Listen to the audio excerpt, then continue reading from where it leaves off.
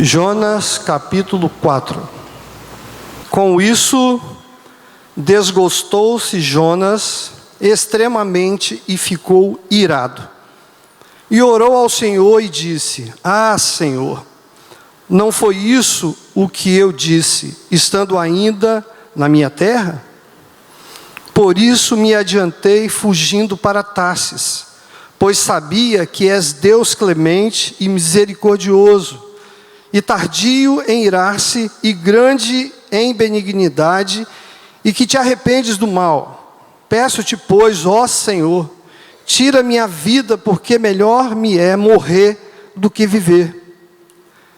E disse o Senhor: é razoável essa tua ira? Às vezes nós damos uma de autoritário com Deus, né? E chegamos a falar besteira, né? Falar assim: é melhor morrer do que viver diante dessa situação. E disse o Senhor: é razoável essa tua ira? Será que essa sua reação, né, tem algum sentido, tem algum significado de você ficar tão irado assim? Então Jonas saiu da cidade,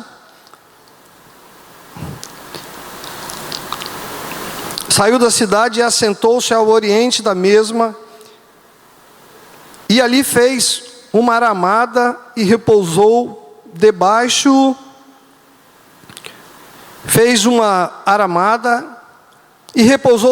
dela à sombra, até ver o que acontecera à cidade. Então fez o Senhor Deus nascer uma planta, que subiu por cima de Jonas, para que fizesse sombra sobre sua cabeça, a fim de o livrar do seu desconforto. Jonas, pois, se alegrou em extremo por causa da planta. Mas Deus, no dia seguinte, ao subir da alva, enviou um verme, o qual feriu a planta, e esta se secou. E nascendo o sol, Deus mandou um vento calmoso oriental. O sol bateu na cabeça de Jonas, de maneira que desfalecia, pelo que pediu para si a morte, dizendo: melhor me é morrer do que viver. Olha, mais uma vez, quis morrer. Então perguntou Deus a Jonas: é razoável essa tua ira por causa da planta? Olha a reação de Jonas, né? Ficou irado por causa de uma planta. Ele respondeu: é razoável a minha ira até a morte. Questionando Deus, né? Tornou o Senhor: tens compaixão da planta que te não custou trabalho, a qual não fizeste crescer, que numa noite nasceu e numa noite pereceu? E não hei eu de ter compaixão da grande cidade de Nínive, em que há mais de 120.000 pessoas que não sabem discernir entre a mão direita e a mão esquerda, e também muitos animais? Então Deus colocou Jonas diante de uma situação para alertá-lo acerca de algo que ele estava irado. Eu queria dizer aos irmãos que eu não tenho hábito de procurar uma palavra específica para ministrar a igreja. Mas eu confesso aos irmãos que no meu coração eu estava muito desejoso de trazer uma palavra de salvação. Eu não queria trazer uma palavra para a igreja, eu queria trazer uma palavra, né, de salvação para aquele que precisa de Jesus, aquele que precisa de salvação, de libertação. E eu confesso aos irmãos que eu não vou na Bíblia e vou folheando a Bíblia procurando uma palavra de salvação para poder preparar o meu estudo. Eu não faço isso. Geralmente eu oro a Deus, eu peço a Deus que me dê uma direção daquilo que Ele quer que eu fale. eu não fico folheando e procurando uma palavra específica, mas eu falo: Senhor, fala comigo aquilo que o Senhor quer que eu ministre para a igreja. Porque eu acho que, se Deus me der a direção, eu tenho convicção de que de alguma forma a palavra dele vai abençoar a igreja.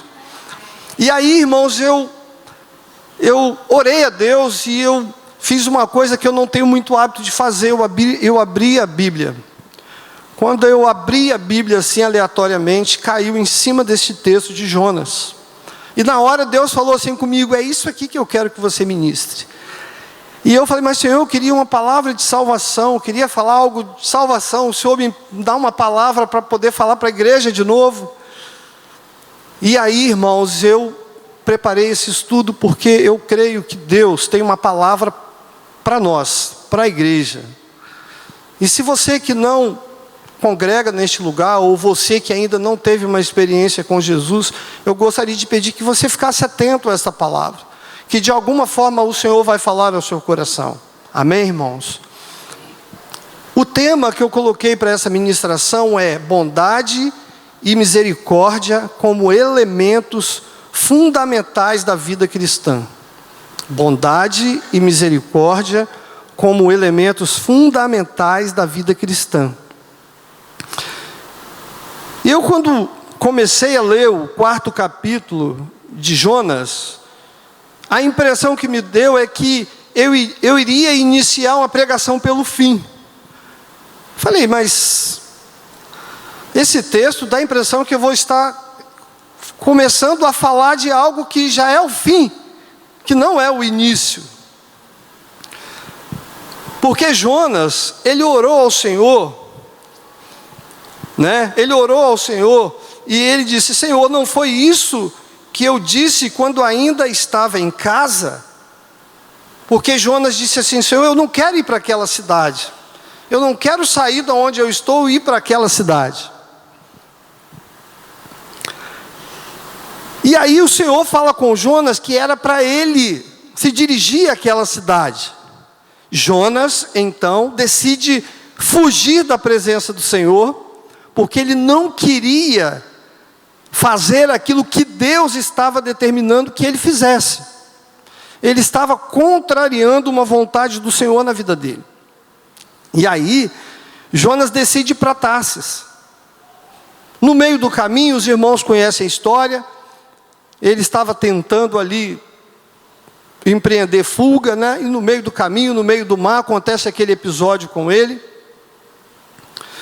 E Deus trabalhou de uma forma que Deus estava reconduzindo Jonas para o caminho que ele queria que Jonas fosse, para a cidade que Deus havia determinado. Porque muitas vezes o Senhor nos manda fazer algo, nós queremos fazer algo diferente, irmãos. E quando Deus, ele determina algo em nossas vidas, ainda que você não queira, ele vai criar uma forma de te colocar no caminho que ele quer para você. Às vezes, irmãos, nós não entendemos, né? Dentro desse contexto aqui, daquilo que eu li para os irmãos, como eu disse, parece que eu estou começando uma ministração de trás para frente. Muitas vezes, né? As nossas ministrações, muitas vezes a nossa vida,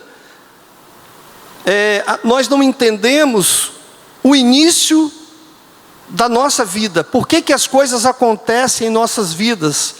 Nós só vamos entender o porquê do que está acontecendo conosco no fim. Às vezes nós não entendemos o princípio. Às vezes você é submetido a um problema, uma enfermidade, uma dificuldade, e você não consegue entender por que você está passando por aquele problema. Mas no fim, você vai entender o porquê do início. Eu estou aqui diante do meu irmão ali, né? O Lino. Lino você está com a muleta aí ou com a perna mecânica, Lino? Com a perna mecânica. Eu tenho convicção que num dia que Lino foi submetido àquela cirurgia, pelas razões que levaram ele a amputar a perna, Talvez naquele momento ele não tenha entendido o motivo dele estar passando por aquele problema. Mas talvez hoje ele consiga entender o porquê Deus fez com que ele passasse por esse processo. Muitas vezes nós não entendemos o início das coisas em nossa vida. Nós não entendemos o porquê nós estamos passando por certas situações. Mas lá na frente Deus vai dizer por que você está passando por isso. Amém, irmãos? É importante a gente entender isso. Então, irmãos, é muito interessante quando nós lemos esse livro de Jonas, a grosso modo, né? Numa leitura dinâmica.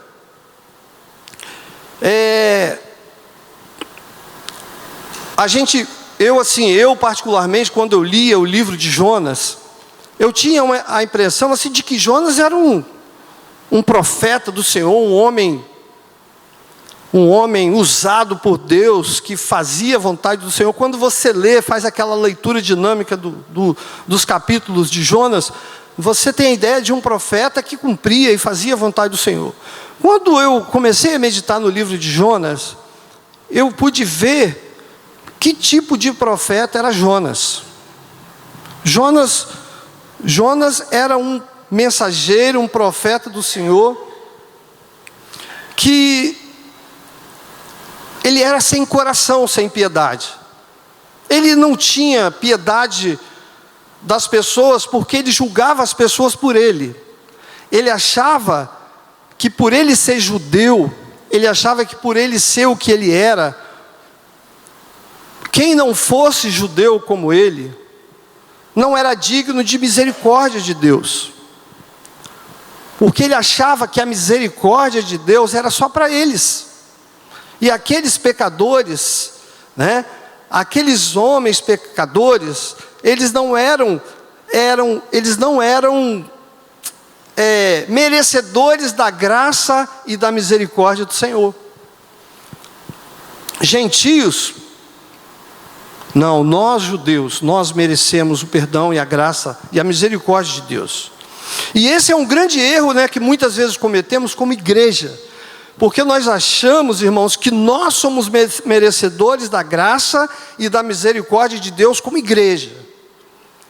Aí quando você precisa ir e alcançar aquele que está lá fora, você fala assim, aquele lá já não tem mais jeito, aquelas pessoas não têm jeito.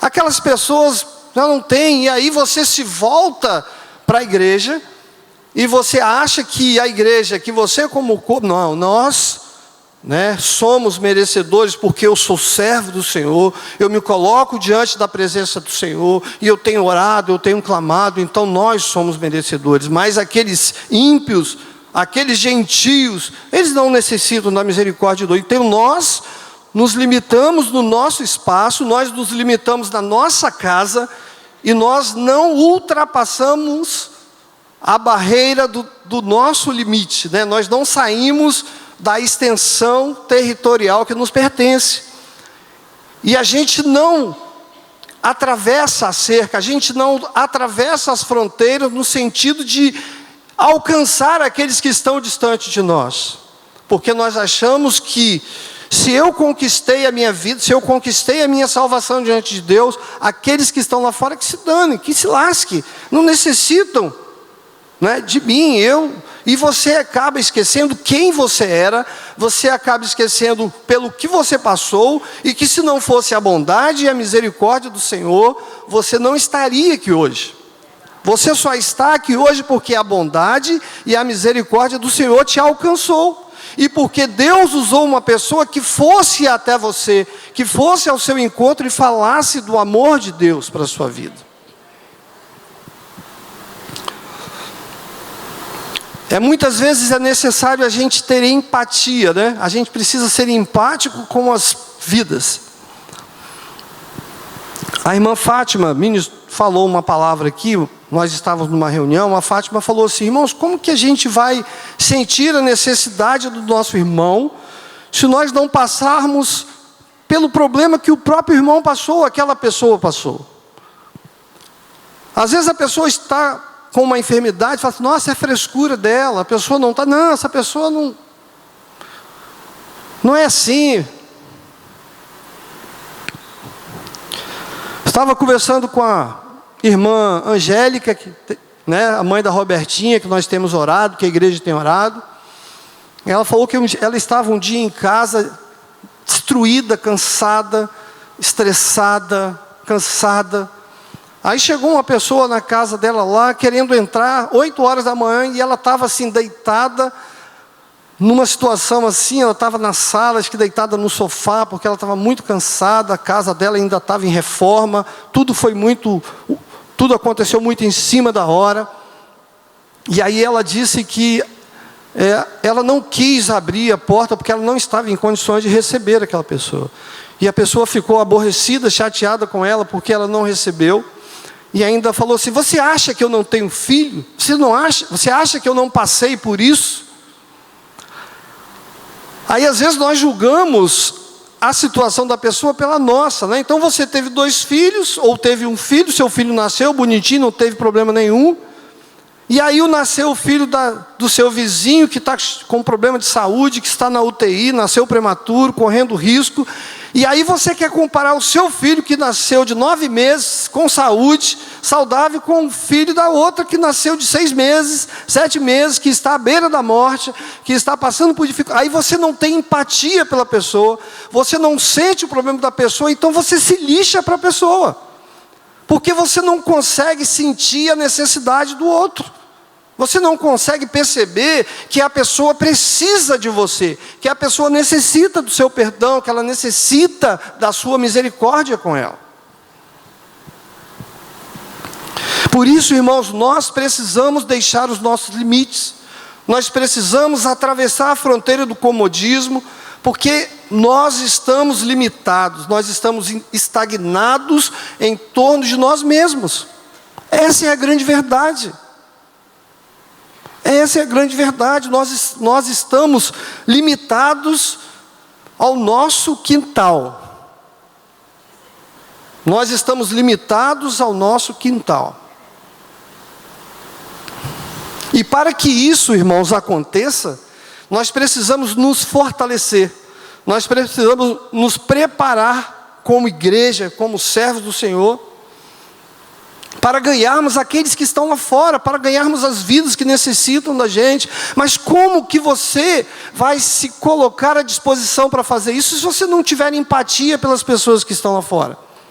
Como que você vai fazer isso, se você não sente o que o outro inconscientemente está sentindo ou está vivendo lá fora, porque ele precisa que as escamas sejam tiradas dos seus olhos para que o evangelho entre na vida dele e ele seja transformado pelo poder de Deus. Mas ele precisa de pessoas que estejam dispostas a fazer isso, pessoas que queiram fazer isso. Irmãos, não se pode fugir do chamado do Senhor.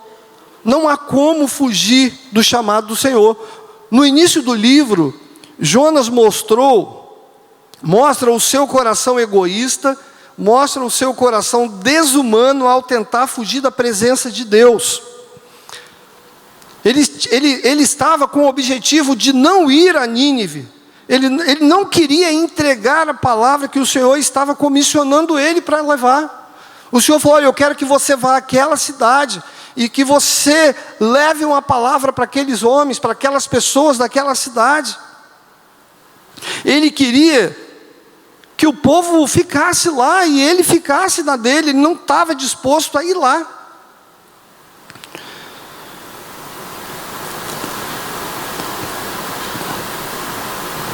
Irmãos, o nosso coração ele é impaciente.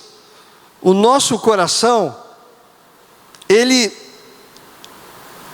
não age com a longanimidade de Deus, né? Com a bondade, com o coração bondoso de Deus. Porque nós não temos paciência com as pessoas. Nós não estamos dispostos a pagar um preço pelas pessoas, pelas vidas. E nós desistimos muito facilmente das vidas, nós desistimos das pessoas, mas Deus, Ele não desiste. Deus, Ele não desistiu de nós. Deus, Ele não desistiu de você. Deus não desistiu de mim. Deus, Ele teve paciência comigo, entende, irmãos? Deus teve paciência com a minha vida. Eu já compartilhei algumas vezes com os irmãos que uma vez, para eu entregar a minha vida, o meu coração de fato a Jesus, eu precisei estar dormindo em um retiro e ser acordado e num susto eu levantar a minha mão e confessar a Jesus como o Senhor da minha vida. Porque eu não conseguia declarar que Jesus era Senhor da minha vida, eu não conseguia. Eu amava estar ali, eu gostava de estar com a igreja, de frequentar ali com os irmãos, mas eu não tinha disposição de abrir o meu coração para Jesus. E um belo dia eu estava num retiro, no último dia, muito cansado, aquela rotina que a gente vivia nos retiros, e eu encostei ali num canto da parede, coloquei a minha cabeça na parede e dormi. E o irmão Valtir estava ali ministrando, pregando a palavra, e o irmão Valtir falou: quem está aqui nesse lugar que quer receber Jesus como Senhor e Salvador da sua vida, levanta a sua mão. E eu não ouvi nada do que o irmão Valtir falou, porque eu estava dormindo. Mas um rapazinho que estava ao meu lado, ele também estava ali pela primeira vez, ele futucou a minha costela assim, ele bateu com o cotovelo na minha costela e falou: levanta a mão. E na hora que ele deu aquela cotovelada assim, falou: levanta a mão, eu acordei e levantei a mão. Quando eu olhei, irmãos, eu levei um susto. Eu falei: meu Deus, levantei minha mão. E eu entrei em desespero, porque eu não queria aquilo para mim, eu não queria. Eu era um jovem dividido, porque eu amava ali, eu gostava de estar naquele ambiente, mas ao mesmo tempo eu gostava de viver a minha vida lá fora, de fazer as coisas que eu fazia, que eu gostava de fazer. E aí Deus me surpreendeu, sabe por quê? Porque Deus não desistiu de mim. Por isso que Deus criou aquela situação, para Ele me resgatar, para Ele me transformar. Então eu fiquei desesperado, porque eu aceitei Jesus, e eu fiquei triste comigo mesmo. Eu falei: por que eu aceitei Jesus? E eu saí daquela reunião ali, daquela sala, tinha uma barra, eu estava com uma barraquinha de camping, e eu entrei na barraca, chorei, desesperado. O que eu fiz? Eu aceitei Jesus, e não era isso que eu queria. E eu fiquei aborrecido comigo mesmo por ter tomado aquela decisão. Mas porque eu tinha convicção de que o dia que eu declarasse Jesus como o Senhor da minha vida, ainda contra a minha vontade, eu teria que cumprir a minha decisão. E Deus me conhecia, e Deus não desistiu de mim, porque Ele sabia que a hora que eu declarasse, eu iria caminhar com Ele. E muitas vezes, irmãos, é isso. Você pode desistir do seu vizinho, você pode desistir do seu irmão, talvez você desista até do seu filho, mas eu quero dizer a você que Deus não desiste. Deus, Ele não desiste de nós, irmãos. Deus não abre mão. E Deus, Ele não abre mão. Essa é a palavra que Deus manda dizer para cada um de nós aqui. Deus não abre mão dos seus. Ainda que você ache que já não tem mais jeito para o seu filho, ainda que você ache que não tem jeito para o seu esposo, ainda que você ache que não tem jeito para aquela pessoa que te persegue, mas o Senhor manda dizer que Ele não desiste. Ele não desiste. Então Deus, a bondade e a misericórdia dEle é longânimo. Deus não desanima de você, Deus não vai desanimar daquele que Ele quer trazer para si. Não há nenhum mérito no homem, mas em Deus.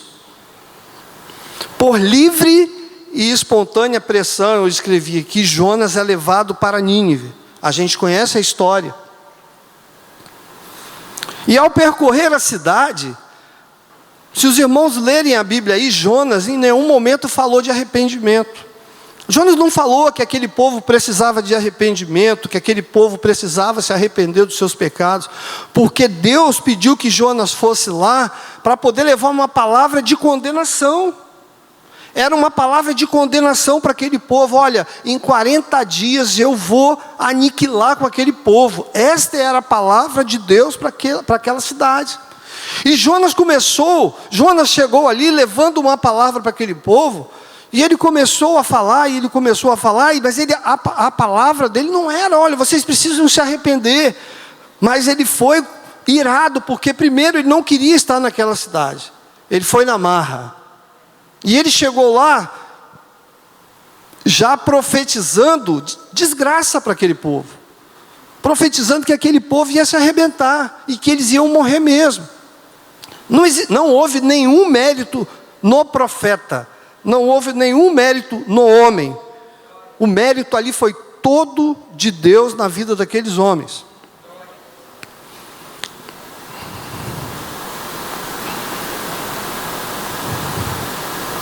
E assim aconteceu com o povo. Ao ouvir aquela palavra de Jonas, ao ouvirem ali o que Jonas estava decretando para aquele povo, a condenação para aquele povo, o povo de Nínive, os ninivitas, decidiram se arrepender dos seus pecados. Aquelas pessoas decidiram se arrepender diante do Senhor. Aquele sentimento chegou no coração do rei, e o rei decidiu se humilhar diante de Deus e convocou todo aquele povo para que se humilhasse diante do Senhor e ali consagrasse as suas vidas como sinal de arrependimento pela vida que eles estavam vivendo.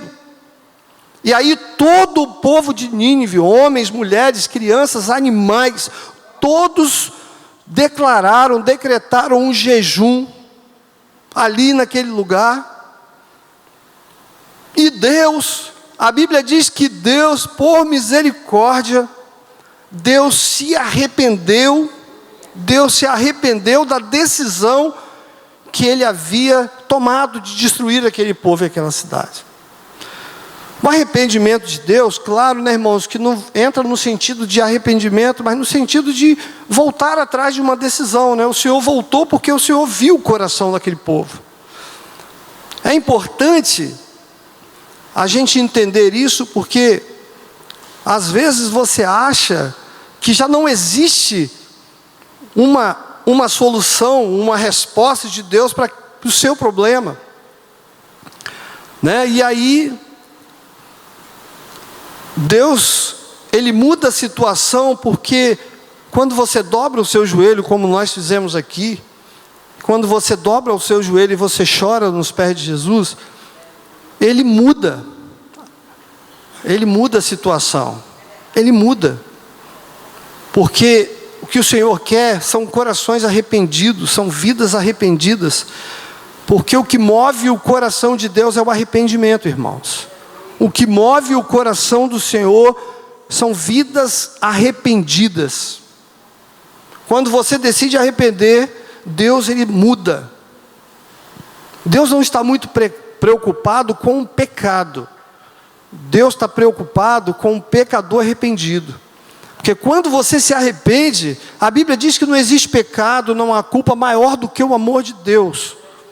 Deus, Ele é amoroso, né? Deus, Ele não abre mão de nós. Então, muitas vezes o inimigo fala assim: olha, você lembra do pecado que você cometeu? Acabou. Mas o Senhor fala bem assim, o inimigo fala no seu ouvido que não existe mais solução para você.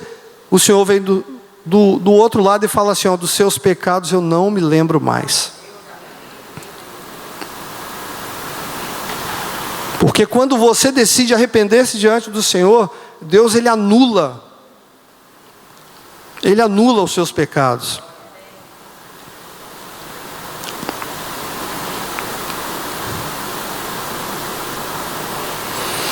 E aí, né, irmãos, diante desse quadro, Jonas fica irado com Deus mais uma vez. Jonas fica aborrecido com o Senhor, ele fica irado com Deus, porque Deus decide ter misericórdia do povo. É uma coisa assim meio que inconcebível, né? Deus com misericórdia do povo, restaurando o povo, e o profeta que foi ali naquela cidade, aborrecido com Deus, chateado com Deus, a ponto de querer tirar a própria vida, porque Deus decidiu perdoar aquele povo.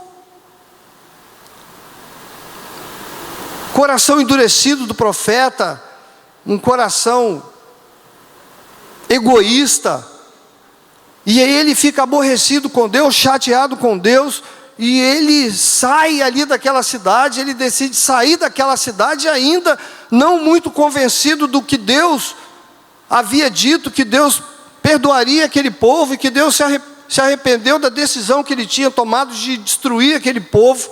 E aí Jonas sai daquela cidade, e Jonas vai para um lugar, e o dia era muito quente, estava muito quente, o sol, e ele decide assentar-se ali para poder assistir de camarote o que iria acontecer com aquela cidade, com aquele povo. E aí ele constrói uma cabaninha para ele ali, coloca uns gravetinhos, porque não devia ter plantas ali, deserto. E ele coloca aquela estruturazinha ali, e ele senta embaixo para poder se esconder do sol e assistir o que Deus iria fazer com aquela cidade. Aqui diz assim: assim como Jonas, nós somos fáceis de esquecer o que Deus já fez por nós. Lembra quem você era? Você lembra do seu passado? Joanísio, você lembra quem era você, Joanísio? Lembra?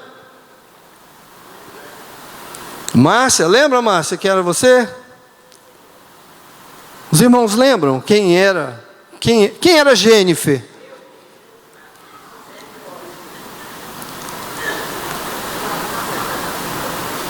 Os irmãos lembram quem você era? Quando, antes de você entregar a sua vida a Jesus, você lembra, Carlito?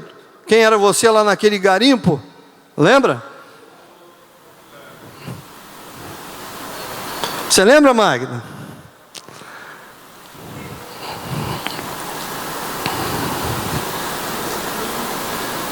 E Jonas, ele esqueceu de quem ele era, ele esqueceu do que Deus já havia feito por ele, porque ele havia passado por um naufrágio, e Deus, por misericórdia, Deus poupou a vida de Jonas, porque Jonas estava fugindo da presença de Deus, contrariando a vontade do Senhor, decidiu partir para uma outra cidade, e ele foi envolvido naquele naufrágio, o navio estava para afundar, ele teve que ser jogado no mar, e Deus providenciou todas as coisas para que Jonas se salvasse daquela situação, e levou Jonas para aquela cidade, Nínive.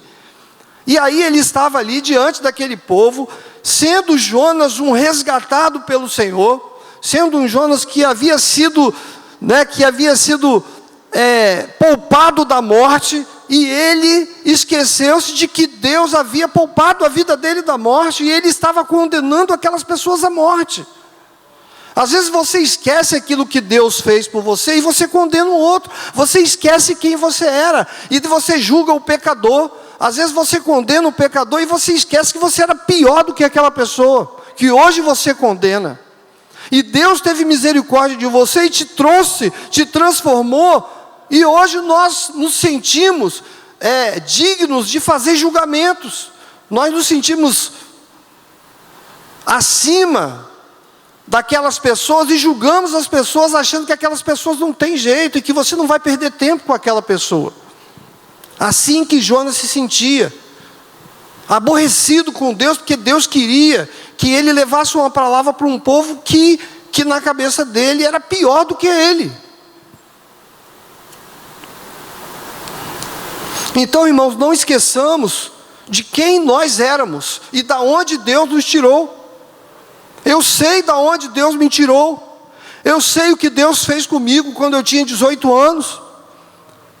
Eu sei o que Deus fez comigo quando eu estava ali ainda naquele morro ali do São Benedito, que eu estava começando a ter acesso a drogas, acesso a más companhias, me envolvendo com coisas erradas, e a minha avó preocupada comigo, e a minha avó falava assim: meu filho, porque eu fui criado pela minha avó, e a minha avó falava assim: meu filho, você está pior do que seus irmãos. Então eu sei da onde Deus me tirou, eu sei da onde, no momento exato que Deus me resgatou, irmãos. Então eu não posso esquecer quem eu era, para que eu tenha empatia para aqueles que estão lá fora. Eu preciso entender, irmãos, que aquelas pessoas que estão lá fora merecem tanto o perdão de Deus quanto eu mereci, quanto eu mereço, quanto nós merecemos. E assim como Jonas, irmãos, não existe atalho no caminho que Deus separou para nós. Não existe atalho. O caminho que nós temos que percorrer, nós temos que percorrer. Não existe, você não tem como cortar caminho para você chegar na frente, não tem. Você vai ter que passar pelo caminho que Deus determinar que você passe. Às vezes, né, irmãos, o fim das coisas explica o início. Nós não entendemos muitas vezes o início, mas lá na frente você vai entender por que aconteceu aquilo com a sua vida. Nós somos muitas vezes colocados em situações difíceis, que nós não gostaríamos até de passar, e muitas vezes tentamos até fugir, né, para não vislumbrar uma situação para aquilo que nós estamos vivendo. Irmão, Jesus, ele teve que cumprir o que Deus determinou para ele. Jesus, ele tinha que ser levado à cruz. Ninguém entendeu o que estava acontecendo com Jesus, ninguém ali entendeu o que estava acontecendo com Jesus. Aquele homem de Deus que levou uma palavra de salvação para aquelas pessoas, de repente sendo colocado em suas costas uma cruz, uma coroa de espinho em sua cabeça, e ele sendo esbofeteado, sendo chicoteado, e ele tendo que levar aquela cruz até aquele lugar aonde ele seria crucificado. Jesus, ele não tinha como impedir que ele fizesse aquela trajetória. Alguns ainda desavisados tentaram tirar a cruz das costas de Jesus e levar, mas aquilo ali era uma missão de Jesus. Ele precisava cumprir aquilo ali. Jesus precisava levar a sua cruz. Jesus precisava ser crucificado. Ninguém entendeu o início daquilo, irmão. Ninguém entendeu como pode um homem que fez o que fez, está sendo crucificado, está sendo ali, está apanhando, está sendo esbofeteado, está sendo humilhado, mas ninguém entendia que depois da cruz, a resposta viria para a humanidade. Nós não entendemos o início, então eu quero dizer, irmãos, entenda que o processo que você está passando é uma preparação de Deus para o que você vai ver lá na frente. Você vai entender o que Deus está fazendo com você hoje, porque o que Deus tem para você lá na frente é muito maior, muito superior ao que você está vivendo hoje.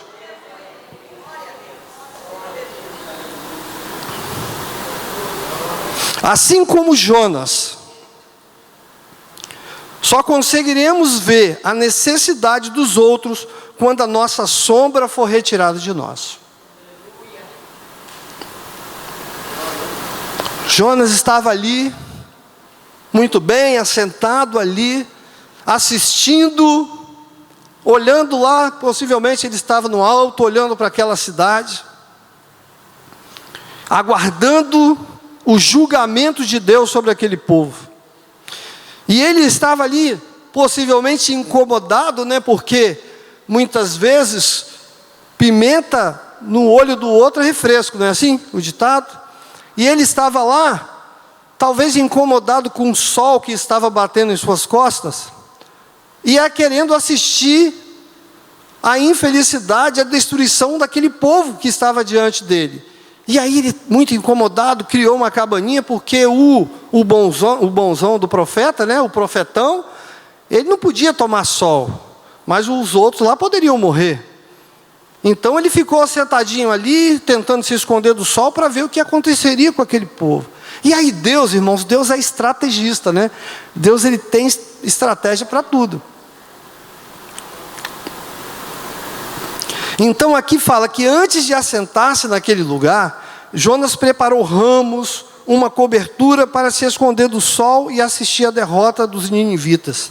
Então Deus fez nascer uma planta que subiu por cima de Jonas. Então ali, naquele aramado que ele fez ali, Deus fez ali à tarde, quando o sol estava quente, nasceu uma planta. Alguns dizem que é uma aboboreira ali, né, que nasceu por cima ali e cobriu aquele lugar, e aí fez uma sombra gostosa para Jonas, né, e ele ficou ali embaixo daquela sombra, aquele ventinho que batia nele, um ventinho fresquinho na sombra. Então ele ficou light.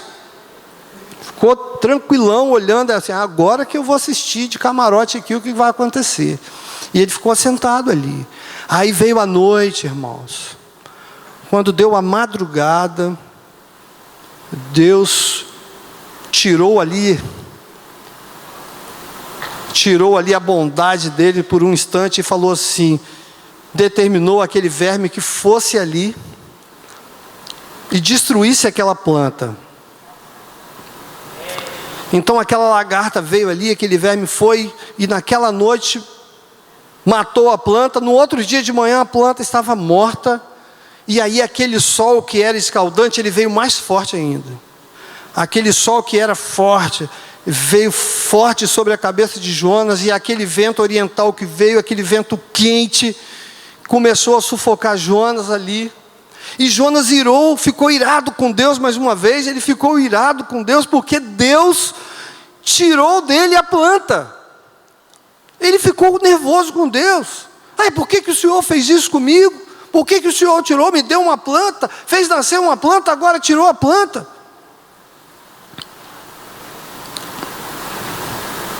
E aí Jonas decide pedir a morte. Observem como que Jonas gostava de morrer, irmão.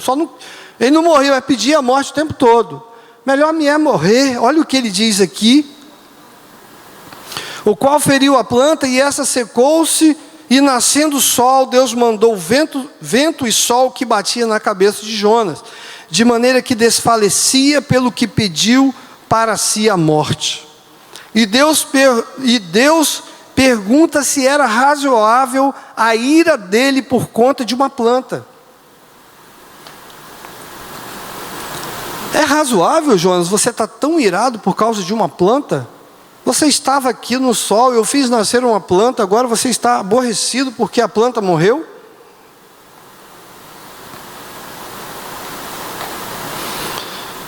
Eu, quando estava lendo isso aqui, eu tirei uma lição para a minha vida, que muitas vezes, quando está tudo bem, né? Quando está tudo bem com a gente, irmãos, esse aviso que o Alexandre deu do Wagner foi um adolescente que cresceu com a gente aqui, né? Nossa história se mistura.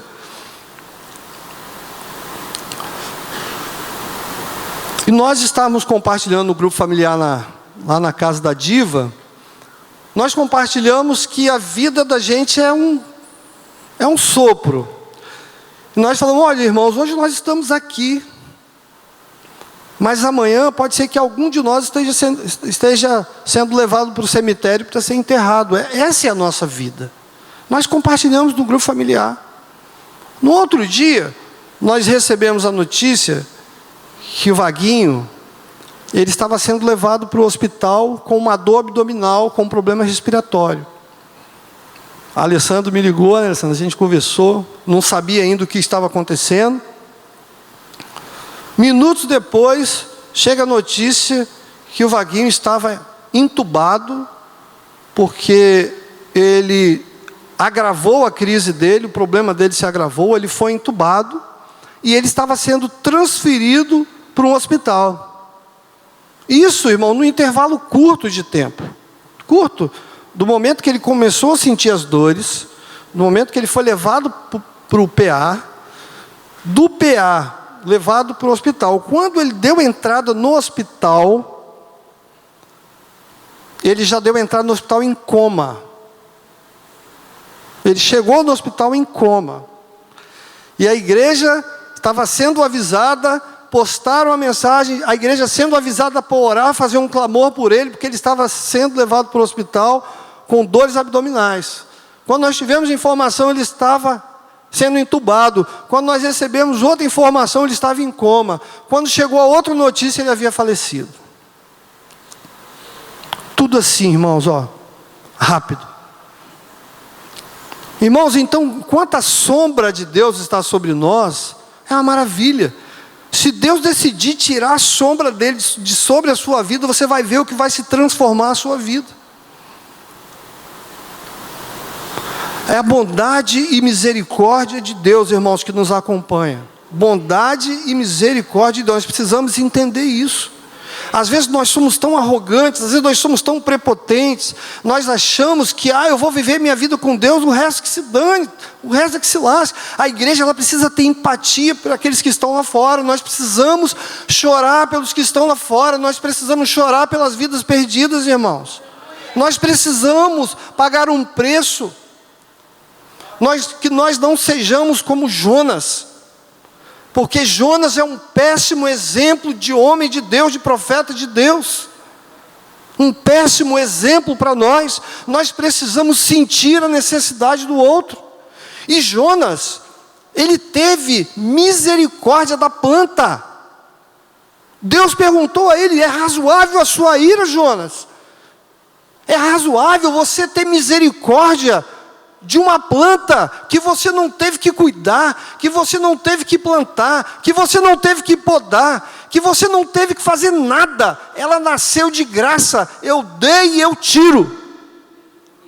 Irmãos, Deus dá e Deus tira, Deus dá e Deus tira. Não pense você que o que você tem é mérito seu, porque não é. Não é. O que você tem é Deus que tem te dado, é Deus que tem feito por você. Agora experimenta, afronta a Deus, haja com Deus com arrogância, com prepotência, com seus irmãos, haja dessa maneira. Sinta-se o bonzão, ache que você pode tudo, que você não precisa de ninguém, faça assim, você vai ver o que vai acontecer com você, irmão. Eu não estou profetizando coisa ruim para você, não. Eu estou dizendo o que Deus é. Eu estou falando para você o que Deus faz, porque o que está sobre nós é a mão dEle, é a proteção de Deus, é o cuidado de Deus sobre as nossas vidas. Deus tem guardado as nossas vidas, porque o dia que Deus decidiu tirar a sombra de Jonas, Ele falou: olha só, eu vou te dar sombra, eu vou te fazer ficar bem confortável, mas no outro dia eu vou te mostrar o que é você sentir na sua cabeça o sal escaldante. Sinta. E aí ele pôde entender quem é Deus.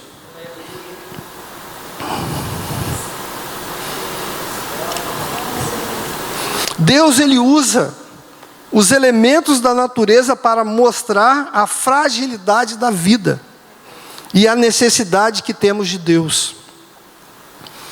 Aí ele usa a planta, ele usa o verme, ele usa o sol, ele usa o vento.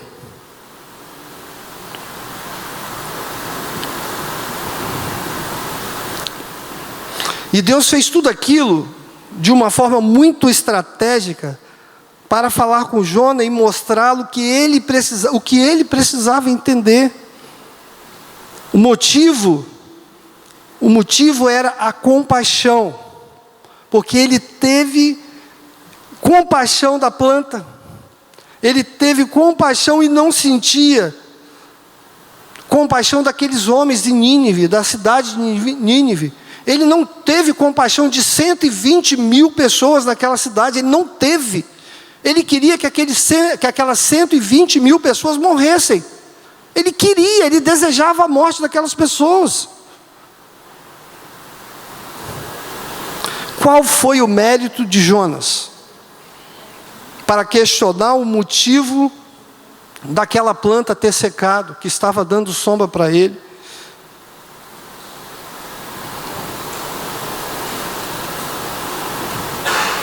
Quando tudo parece estar bem, e um novo dia de alegria, né? Às vezes você acorda, parece que está tudo bem, né? E você olha pela janela da sua casa, aquele sol brilhando, tudo maravilhoso, né? Tudo bem. E Jonas dormiu na fresquinha, aí ele acordou, né? Crente que naquele novo dia ele estaria protegido pelaquela sombra.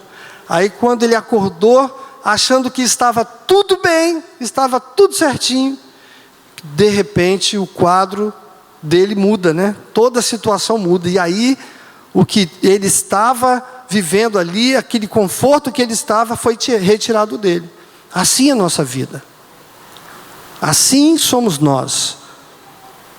Você pode dormir hoje muito bem, tudo bem com você. Amanhã, o quadro da sua vida pode mudar. E aí nós precisamos entender. Nós precisamos entender, irmãos, como que Deus age na vida da gente. Às vezes você está bem financeiramente, você está bem de saúde, seu casamento está bem, a sua vida está tudo certinho, tudo correndo bem. E aí você relaxa, né? Porque nós somos tendentes a relaxar quando tudo está bem com a gente. Eu acho que as pessoas são muito fáceis de buscar o Senhor. Quando bate uma enfermidade, a gente fica macio, né? A gente fica tão sensível, né? Quando vem o problema, e quando você vai para o hospital lá, sendo carregado, ruim, aí você lembra de quando você corria na praia e tal, aí de repente você não está aguentando dar um passo, porque você está sentindo aquela dor ali e tal, você está sofrendo e tal. E aí a pessoa chega para você, o médico, a enfermeira, vai conversar com você, e você fala assim, mas Jesus vai me curar. Jesus. Aí na hora você fica macio, né? Porque você começa a sentir na sua carne que você não é aquela pessoa que você achava que era. E aí você fica sensível. E aí você começa a lembrar de Deus, aí você, né, dobra seus joelhos. Talvez aqui na hora que a gente pediu para os irmãos se ajoelharem, pode ser que alguém até, puxa vida, tem que me ajoelhar. Pode ser que alguém até tenha, no seu coração, tenha pensado, puxa vida, tem que me ajoelhar. O cara está querendo dar uma de santo demais, pedir para o pessoal ajoelhar. Eu não sei, né? Pode ser que no seu coração tenha passado isso aí.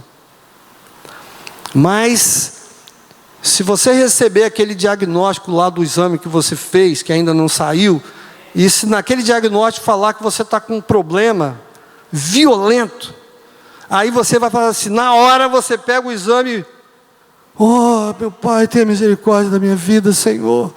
E aí a gente começa a clamar a Deus. E aí, irmão, se Deus entender que você só funciona assim, você vai funcionar só assim mesmo. Se Deus entender que você só funciona assim, na forja, você vai ser forjado o tempo todo para que você tenha uma vida santa na presença de Deus. Então, irmãos, a gente tem que aprender a viver em santidade quando tudo está bem. Você tem que fazer a vontade do Senhor quando tudo está bem. Sabe por quê? Porque você vai viver bem, você vai ficar bem.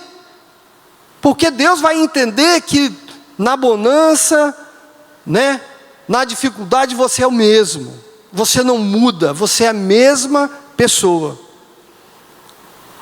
Então, irmãos, nós precisamos aprender.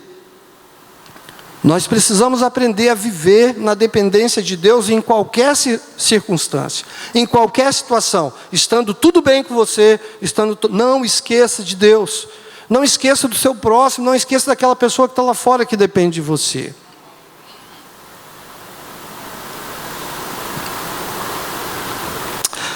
Eu quero destacar que a planta significa bondade e misericórdia. O Senhor nos fala nesta noite, não importa a intensidade do sol, não importa o tamanho do problema, enquanto a sombra de Deus estiver sobre você, você estará guardado e protegido por Deus.